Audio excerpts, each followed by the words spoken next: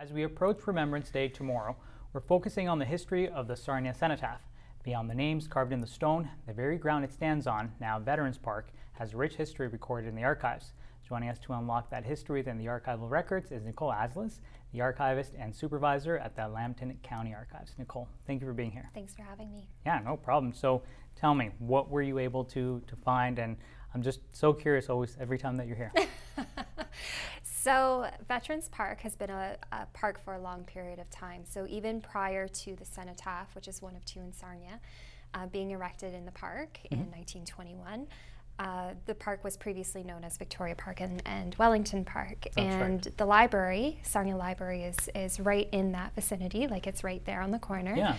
And even prior to the current library, the previous Carnegie Library, which was built in 1901, also used to be on that land. So it's been, it's a land of very rich cultural history for quite a period of time here in Sarnia. For Sarnia, yeah. Oh my goodness, so much has been passed on, and and it changed names and everything. So now, as far as the Cenotaph, were you able to find any history as far as maybe what was in there? In the Cenotaph itself? Yeah, like any occurrences or anything like that? So not a specific, so I did find history on the Cenotaph itself. So for example, in July of 1922, Mayor George Crawford, he secured the soldier statue. It was a bronze statue that was on the top. Yeah. So the statue itself depicts a man, Tommy, who's in full World War I uniform, and it was sculpted by an artist named J.G. Tickle of Toronto. So he had that commissioned, and it was brought in and incorporated as part of the Cenotaph. Then in 1950, so this is after World War II, Mayor Nelson, Alderman Paul Blundy, and Ivan Walker formed a committee to incorporate the World War II names into the memorial, into the Cenotaph. And then on November 11th, 1955, the Cenotaph was then rededicated with the 2 additional wings for the soldiers.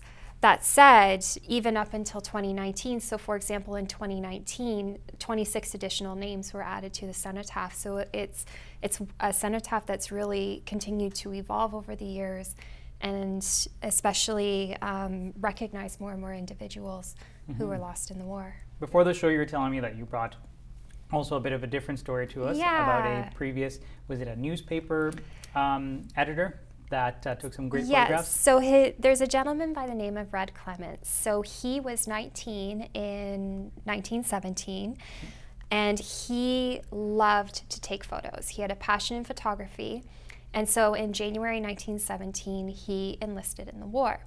And so cameras at the time, they had become smaller and more portable than what they used to be prior. So it was very easy for people to carry the camera on their person and take them with them to locations. So when Red ended up going overseas, he was over for 9 months in France, primarily France and Belgium. He had his camera with him, which isn't exactly something that was allowed at the time on the front lines. There were certainly concerns with photos, with morale, and possibly sharing information, things like that. Very delicate. Yes, but he was able to, so he was with the Royal Canadian Signal Corps, and so he was on the front line. He had this, he basically took enough photos that it was a chronology. So he had a chronology of photos that shared what he had experienced during his time overseas. So the Signal Corps was actually part of the 100 Days Offensive, which was a coordinated series of attacks across the entire front line. And that was from August 8th to November 11th, I believe 1918. And or 19, I can't remember the exact year, but I do remember the dates, but not the year. I'm sorry. That's all right, no worries. But during that time, he captured scenes throughout northern France and Belgium of ruined houses, partially collapsed cathedrals, shelled roads, just the barren landscape. But what's one of the most striking parts of that is he also captured stories of and showcased, playing baseball and playing cards and cuddling puppies that they had rescued.